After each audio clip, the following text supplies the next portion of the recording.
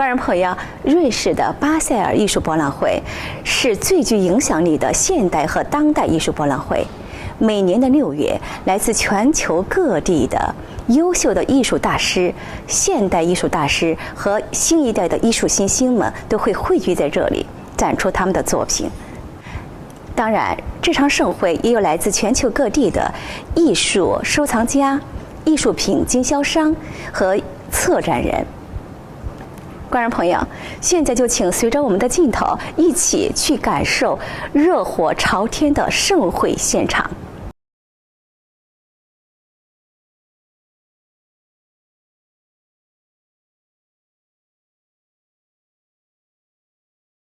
Suzanne est une artiste contemporaine basée à Stockholm. Elle est représentée par la galerie David Zwirner de New York. Elle est l'une des artistes suédoises les plus reconnues dans le monde, expose notamment aux États-Unis, à Los Angeles, Dallas ou Santa Monica. Les grands collectionneurs français Daniel et Florence Guerlain ont bien voulu répondre à nos questions. Pour nous, ils sont tous potentiellement lauréats, c'est-à-dire qu'ils sont tous au même niveau et tous de grande qualité. Et Maman Anderson, Karine, de son prénom, de son vrai prénom, est une de celles qui a été appréciée plus particulièrement par le jury. Mais on ne sait pas la pensée profonde des autres et tout le monde n'a pas voté pour elle. Mais nous ne connaissons même pas le résultat. On sait qui a eu le prix, on ne sait pas combien de voix elle a eu, combien les autres ont eu. Et on ne veut pas le savoir en fait, parce que c'est important que ça reste de secret entre il y a un gagnant et les autres, il n'y a pas un deuxième, un troisième. Pour nous, l'important c'est les trois artistes. C'est un prix qui représente un peu d'argent, 15 000 €. Les deux autres ont 5 000 €. Et ensuite, on achète une œuvre de l'artiste pour le cabinet d'art graphique du Centre Pompidou. Pour s'amuser, on dit pour l'institution, parce qu'effectivement, ça pourrait être à un moment donné une autre institution que Pompidou, mais comme nous sommes très attachés à cette institution, puisque vous savez qu'on a donné beaucoup de dessins, donc on ne voit pas pourquoi on irait ailleurs. On a été approché par le Salon du dessin pour montrer notre collection à l'époque. Comme chaque année, il y a une collection institutionnelle ou privée. Et à partir de là, après cette exposition, on nous a proposé de montrer notre prix ici, qui était un vrai plaisir. Donc c'est depuis 2010. Et on y est. D'abord, c'est un salon absolument exceptionnel, connu du monde entier. Il y a quand même plus de 25 ans qu'il existe. Donc c'est pour notre prix très, très important.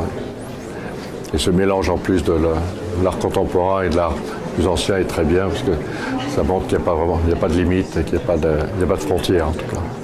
En revanche, ce qui peut rattacher un petit peu tous ces dessins, c'est que beaucoup ont été faits à partir d'images. En fait, ce qu'elle fait, c'est qu'elle collectionne les images. C'est une grande collectionneuse d'images. Depuis toute petite, elle nous a expliqué qu'elle allait trouver des images dans les livres, dans les magazines. Elle chine aussi beaucoup. Elle achète des photographies anciennes sur les marchés, dans les brocantes. Et elle a tout un tas d'images comme ça qu'elle entrepose dans son atelier par catégorie. Elle a des paysages, des portraits.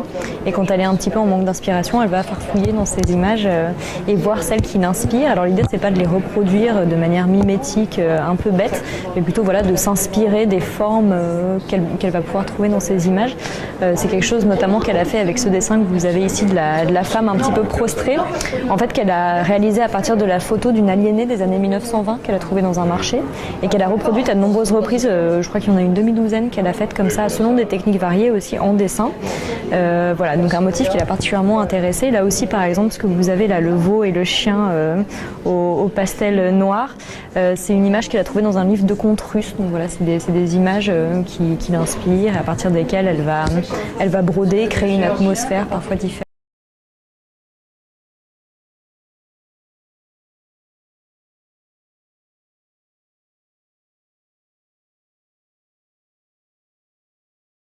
Érotique, hyper inventif, gai, où elle jongle avec notre corps, le bouscule, le bascule, pour mieux s'en emparer.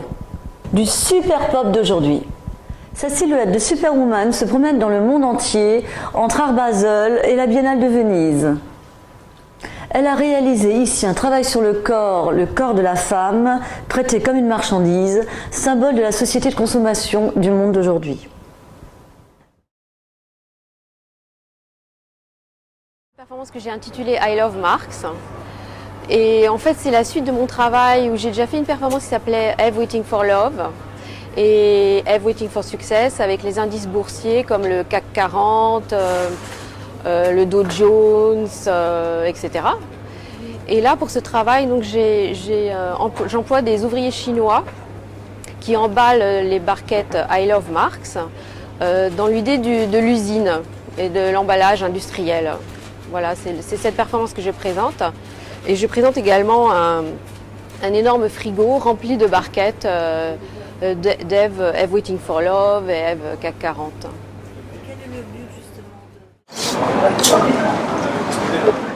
En fait, c'est la continuité de mon travail. Je fais tout un travail sur le corps, et en l'occurrence le mien. Et donc c'est le corps emballé, le corps comme marchandise, le corps en fait aussi sur la massification des corps ou des objets, de tout ce qui est en rapport avec la consommation, l'usinage, tout le processus d'usinage également. Ça c'est le frigo et l'idée en fait c'est vraiment de présenter ce travail comme dans un magasin, une grande surface en fait. Voilà. Et de présenter l'idée du corps en tant que marchandise. Et donc voilà, et après il y a aussi il y a aussi un côté dérision quand même. Il y a le second degré, il y a aussi le fait que je compare ça à des poulettes quoi. Voilà. Ce qui est intéressant, je trouve, dans les performances, c'est que ça donne une autre dimension de l'art. C'est un jeu. Et c'est ça que j'aime aussi, c'est le côté fantasme aussi. C'est toute l'idée du fantasme dans cette performance. Parce que c'est pas une vraie usine, c'est juste vraiment, c'est fantasmé quoi. Voilà.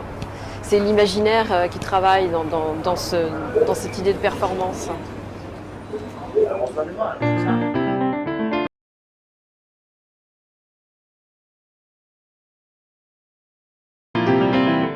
À 90 ans et toujours dans le vent, Agnès Varda est l'une des rares réalisatrices de la Nouvelle Vague. Elle a notamment réalisé les films Cléo de 5 à 7, Sans toi ni loi et plus récemment Les plages d'Agnès en 2008. L'ensemble de son œuvre a été récompensé par un César d'honneur en 2001 et par un Oscar d'honneur en 2017.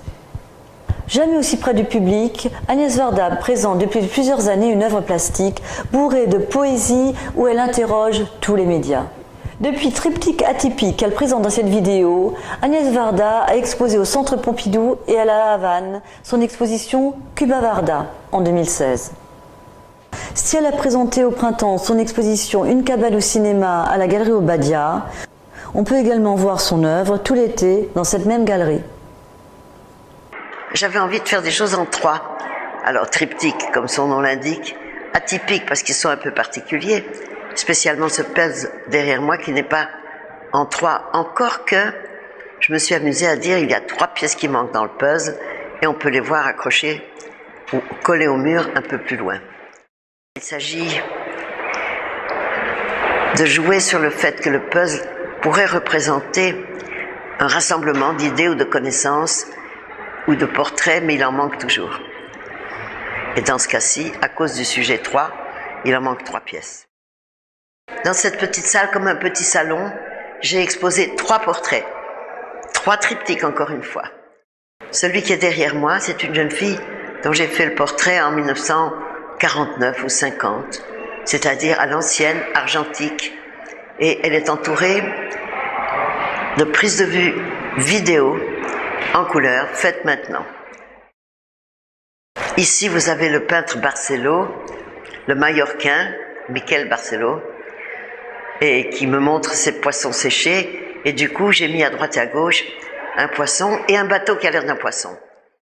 Encore une fois, couleur, y compris la couleur du métal, à tendance un peu rouge au milieu et gris sur les côtés. Je joue sur l'alternance mais en même temps la réconciliation entre blanc et noir, couleur, entre, vous voyez, cadre un peu argenté, un peu doré.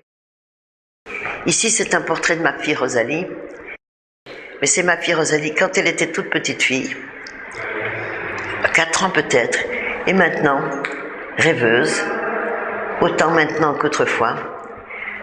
C'est comme si j'installais son portrait dans le temps. Il s'agit donc de portraits à volet vidéo. Le portrait a été fait en blanc et noir, argentique à l'ancienne. Il est posé sur le mur, accroché au mur. Et puis de temps en temps, vous voyez apparaître des vidéos qui racontent un peu la même chose. Là, c'est une petite fille à côté d'une vache blanche, grande. Et puis dans les vidéos, ce sont des vaches blanches aussi, qui bougent pas. J'aime beaucoup l'idée qu'on environne le portrait, on l'accompagne et on montre la vache qui bouge pas et la vache qui bouge. Est-ce qu'il y a une grande différence? Comment est-ce que nous percevons la photographie immobile et le mouvement? Est-ce que c'est agréable ensemble? C'est une question que je pose aux gens qui regardent. C'est à eux de dire.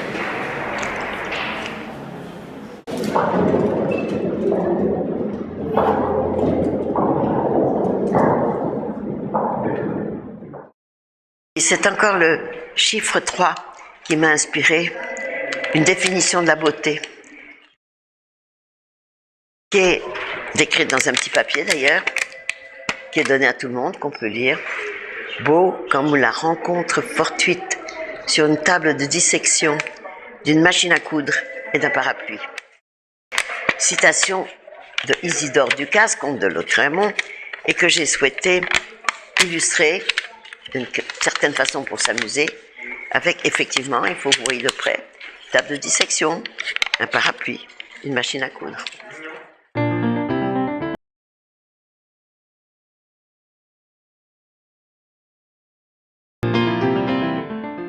En toutes circonstances, il faut chercher l'optimisme, dit toujours Anne-Marie Rognon.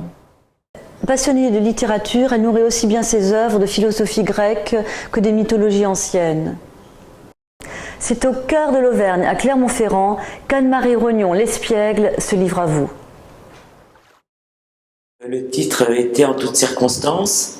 Donc tout ce que je mets sous le terme été, c'est la joie, le plaisir, la chaleur, tout ce qui en été qui irait dans le positif. Et en toutes circonstances, même si c'est carrément l'inverse, garder l'optimisme. J'ai cherché à partager des choses joyeuses, mais pas que. Donc des fois il y a des piscines, mais il n'y a pas beaucoup d'eau. Il y a une maison, mais il n'y a pas les deux côtés. Donc il y a plusieurs thèmes, le thème des balançoires, le thème des chapeaux. En fait, c'est des séries que je fais en partant d'une chose, je tire un fil et j'en arrive à d'autres toiles ou d'autres objets. Donc ça s'appelle œuvre philosophique. Donc le titre est tout récent, c'est une œuvre qui date de 1998 que j'ai appelée Passoire. Et c'était venu d'un livre, un atlas synthétique de philosophie, où j'avais lu que Empédocle, un présocratique, expliquait qu'il voyait dans la création de l'univers les 4 éléments qui étaient mus par l'amour et qui étaient divisés par la haine, et c'est ça qui donnait lieu à des choses concrètes. C'était écrit dans la théorie de la perception, quand les organes des sens sont parfaitement ajustés, c'est le même qui connaît le même. Donc moi j'en ai déduit, c'est comme une passoire en fait, l'objet ça passe. Donc d'où cette réalisation d'une passoire géante qui découle d'un objet quotidien. Et donc c'est la philosophie un peu galvaudée, remise au goût du quotidien. Je fais aussi des vidéos parce qu'à un moment je trouvais que la peinture disait des choses mais pas assez précises.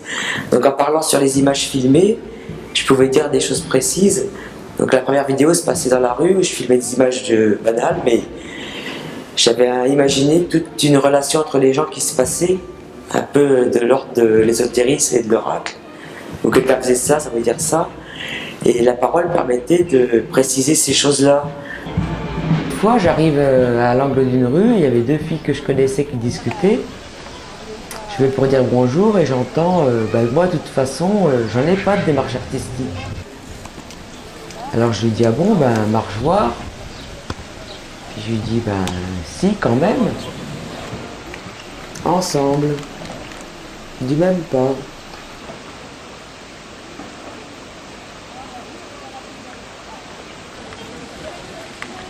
Et hop, par-dessus l'obstacle. Allez, plus vite.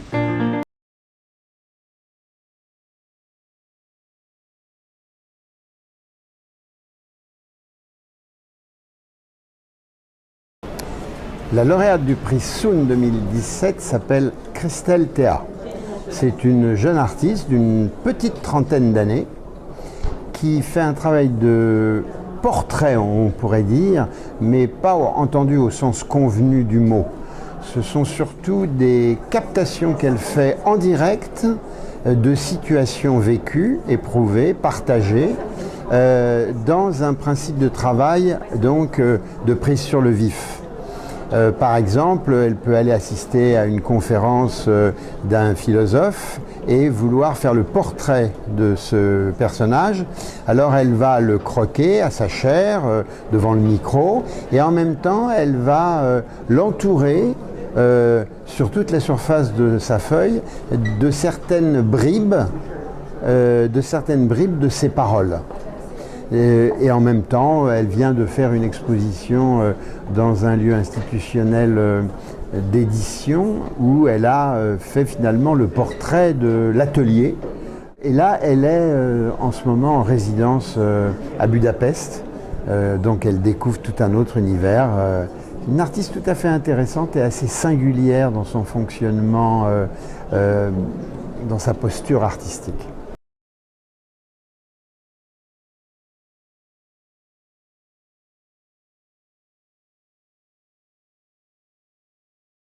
Mata Clark est mort trop tôt, à seulement 35 ans.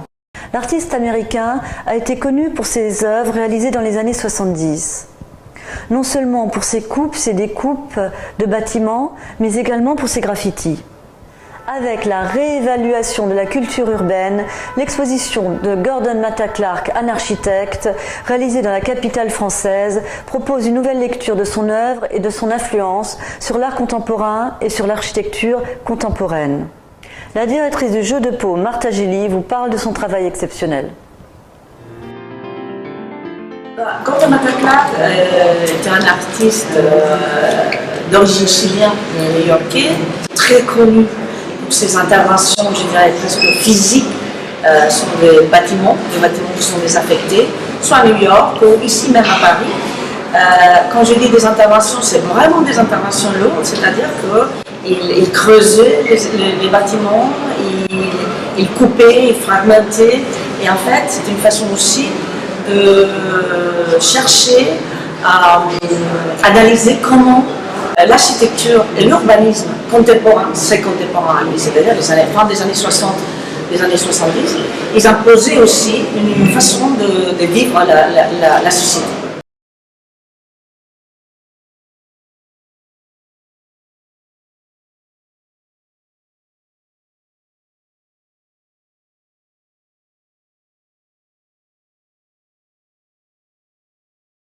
Clark, on peut le définir comme un performeur, c'est-à-dire il travaillait avec son corps. La plupart des images qu'on trouve ici, ce sont des images qui sont faites par lui, de ces bâtiments creusés, de ces trous, de ces vues coniques sur d'autres espaces. Et ici, on trouve des images faites par lui, mais aussi des films et des images faites par d'autres personnes que lui, il a vraiment contrôlé pour montrer exactement comment ce travail physique était mis en œuvre. Et il y a toute une salle qui est dédiée à ce travail réalisé ici à Paris parce que Gordon Mata Clark, il a étudié un an ici à la Sorbonne, à l'université de la Sorbonne, et il a travaillé beaucoup à Paris, notamment dans un projet qui est très très connu, qui est réalisé en 1975, qui était l'intervention sur les bâtiments qui étaient en train d'être détruits pour construire à sa place le centre Pompidou. Et que lui, pendant 15 jours, il a l'occasion de percer. Et c'est ce travail-là, avec ces films et ces photographies qui sont très intéressants. Je pense que c'est important de penser qu'il s'agit d'un artiste que déjà aux années 70, parce qu'aujourd'hui on a beaucoup d'artistes qui font des performances, mais déjà aux années 70, il s'est posé des questions sur la pertinence de l'organisation de la ville, de l'architecture et de l'urbanisme, avec utilisant son propre corps et les corps des bâtiments. C'est-à-dire que le corps humain et les corps de la ville, il arrive en sorte et les stabiliser en sorte de dialogue. Et c'est très important aujourd'hui parce que en fait, on se pose les mêmes questions aujourd'hui. D'accord.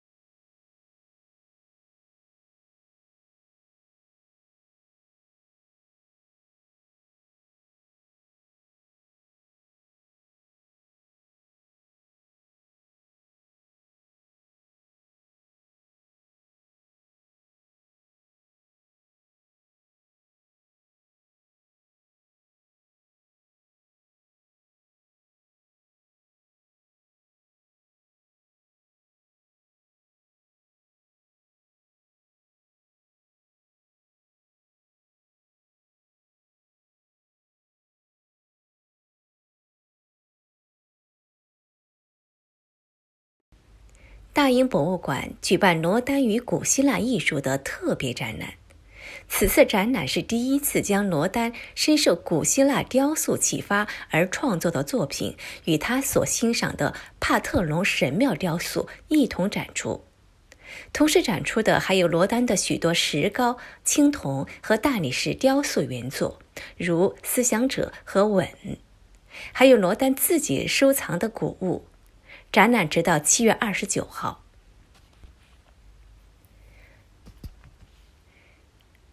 印象派画家莫奈在1895年曾说过，其他画家画一座桥、一栋房子、一艘船，而他却想把桥、房子、船周围的空气都画上。在这些空气中，你能发现光之美。近期，英国国家美术馆举办了莫奈与建筑的展览，观者能通过作品了解到莫奈如何通过建筑绘画探索阳光、雾和反射的魔力。这也是近20年以来英国首次举办莫奈作品大展，并将首次聚焦画家与建筑的关系。此次展览回顾了莫奈漫长的职业生涯。展览直到7月29号。泰特现代美术馆有一场名为《泰国人性》的展览。此次展览将回顾20世纪中后期活跃于伦敦的一批艺术家的作品，包括卢西安·弗洛伊德和费朗西斯·培根等人。他们的画作致力于以私密的视角来展现人的形象、人与物与周围环境的关系。展览直到8月27号。同样在泰特现代美术馆举办了名为毕加索1932爱、名声与悲剧的展览。本次展览是泰特现代美术馆举办过最重要的展览之一，将按照时间顺序展出超过100幅毕加索于1932年完成的作品，包括绘画、雕塑等等。这一年在毕加索的创作生涯中具有十分重要的意义，被他称为奇迹之年。这一年中，毕加索的绘画达到了一个新的高峰，不仅创作了许多他最为钟爱的画作，而且声名鹊起，成为20世纪早期最具影响力的画家。本次展览中，我们还能欣赏到以毕加索当时的情人为灵感创作的作品，这将是这些画作在1932年以后首次共同展出。德国柏林旧国家画廊将展出约100件以旅行为主题的作品，分为5个主题：发现自然、人生旅程、艺术家的流浪、漫游者、阿尔卑斯山两侧的风光。展览直到9月份。